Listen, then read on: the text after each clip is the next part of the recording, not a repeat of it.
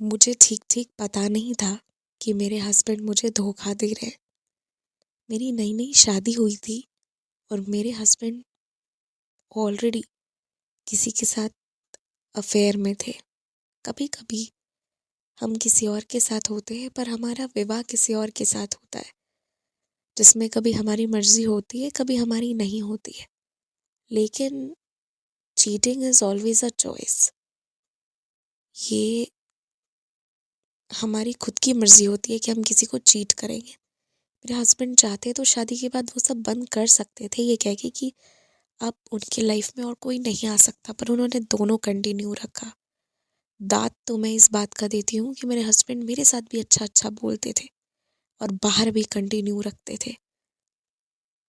लेकिन एक बात आप जानते हो ना, मैं भी साईं भक्त हूँ। तो मुझे ना, मैं बताती हूँ कि इस चीज़ का डाउट होना ना डे वन से ही शुरू हो गया था।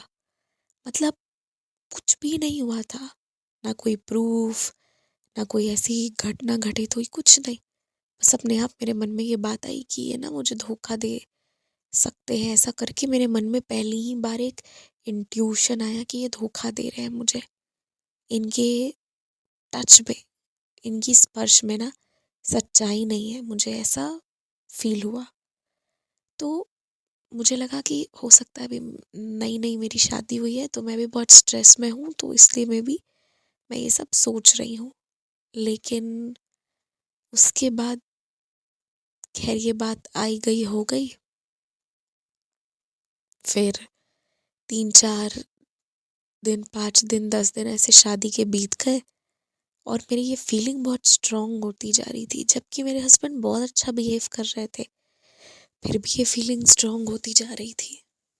तो खैर मैंने बाबा की पूजा जारी रखी। मैंने जो है बाबा के गुरुवार व्रत करने पुनः शुरू कर दिए और मैंने बाबा से ये विनती की कि बाबा, मेरे मन में ऐसी बात क्यों बार बार आ रही है। मैं एक बात कहती हूँ, अगर आप साईं भक्त हो ना, तो बाबा आपका मन हर एक चीज़ की तरफ ले जाते हैं, हर एक चीज़ पे नोट कराते हैं जो आपके लिए नोट करना ज़रूरी है। और मैंने वो चीज़ नोट करनी शुरू, बाबा करा रहे थे, तो मैंने बाबा से कहा, बाबा मेरे मन में ऐसा भ्रम, ऐसा शक क्यों आ रहा है, वो भी एक इंसान के लिए जो मेरे साथ बिल्कुल गलत नहीं है। बस वो जब पास होते हैं तो ऐसा लगता है ये धोखा दे रहे हैं, क्यों लग रहा है। अब ये ऐसी मन की भी बात है ना कि मैं ये किसी को बोल भी नहीं सकती हूँ, कोई क्यों मानेगा। मैं खुद ही क्यों मानूं अपने मन की बात। मेरे साथ तो वो अच्छे से हैं। तो मैंने ना बाबा के नवगुरुवार व्रत शुरू किए कि बाबा जो भी प्रॉब्लम्स है वो आप हटा दो मेरे मन की, और हम लोग अच्छे से रहे। और आपको पता है, दूसरा दूसरा गुरुवार व्रत था, मेरे फ़ोन में ना फ़ोन आया। मैंने फ़ोन उठाया तो मुझे उधर से एक भैया थे, उन्होंने इमीडिएटली एक लोकेशन पे कहा कि ये आपके हस्बैंड है, आप यहाँ पे आइए। मैं वहाँ गई तो मेरे हस्बैंड को उन्होंने मेरे हाथ पे रखा, बोला आप अपने हस्बैंड को पकड़ो और इनको सिखाओ और समझाओ कि मेरी बहन के साथ ये दोबारा कभी नहीं दिखने चाहिए। मेरे हस्बैंड की आंखों में आंसू था और वो लड़की भी सर झुकाई हुई थी। और ये देखकर मेरी आंखों में आंसू, पता है, इस बात का नहीं था कि वो किसी लड़की के साथ है या कुछ भी, क्योंकि मेरे मन का जो इंट्यूशन था वो तो एकदम सही होता हुआ मुझे दिख रहा था। मेरी आंखों में ना आंसू इस बात का था कि मेरे साईं ने मुझे यह एहसास दिया था और यह एहसास भी सही हुआ। सच में, मतलब मुझे लग रहा था कि कुछ तो गड़बड़ है और वो चीज़ प्रूफ हो गई। मुझे इस चीज़ का दुख नहीं हो रहा था कि मेरे हस्बैंड ने ऐसा किया, मुझे इस चीज़ की खुशी हो रही थी कि मेरे साईं की जीत हुई। उन्होंने मेरे भक्ति पे मुझसे ये करवाया। और अगर मुझे शक नहीं होता, मैं व्रत नहीं करती, तो ये चीज़ें मेरे सामने नहीं आती। तो खैर मैं अपने हस्बैंड को लेकर चली गई और मैंने ना उस वक्त खुद भी एहसास किया कि मैंने बहुत ईमानदारी से भैया से माफ़ी मांगा था कि आप मुझे प्लीज़ माफ़ कर दीजिए। उन्होंने भी मुझे माफ़ कर दिया।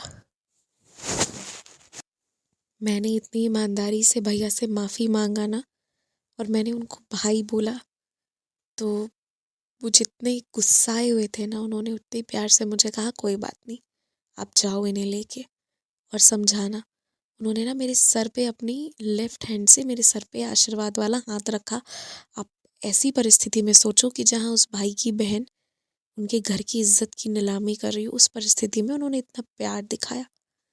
फिर मैं लेके चली आई अपने हस्बैंड को, मैंने उनसे कुछ नहीं कहा।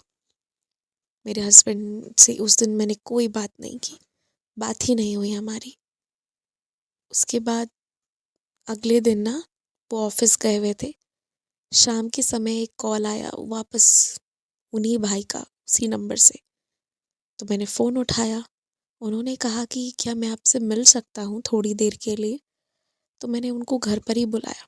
वो आए और उन्होंने मुझे बताया कि मेरे हस्बैंड ना, जो इनकी बहन है, वो ये मेरे हस्बैंड इनकी बहन को पसंद तो करते थे, पर इनकी बहन खुद एक भाई होकर उन्होंने कहा कि मेरी बहन जो है वो बुरी है इस मामले में।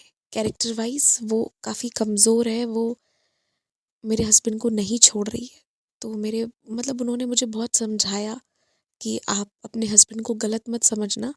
आपके हस्बैंड ने कुछ गलत काम नहीं किया है मेरी बहन के साथ। मेरी बहन ही इनको काफ़ी फ़ोर्स करती है।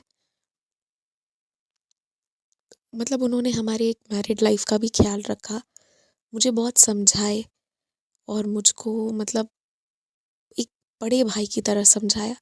और ये बहुत मेरे लिए एक मिरेकल से कम नहीं था कि वो एक तरह से मुझे दुश्मन के तौर पे, मतलब उनकी बहन और मेरे हस्बैंड के बीच में जो भी था, तो मैं उनके लिए दुश्मन टाइप की होनी चाहिए थी, बट उन्होंने मुझे बहुत प्यार दिया।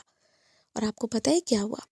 वो मुझे घंटे 1.5 घंटे समझाए, मैं खूब रोई और वो मुझे समझाते रहे। उन्होंने ही मुझे सिखाया कि कैसे मुझे अपने रिश्ते को ना बांध के रखना है। अगर मैं अभी टाइट नहीं होंगी तो जीवन में मुझे ऐसे कई धोखे मिलेंगे। मुझे ऐसा लगा ना कि इतने दूर मैं घर से आई हूँ, यहाँ मुझे मेरा भाई मिल गया है।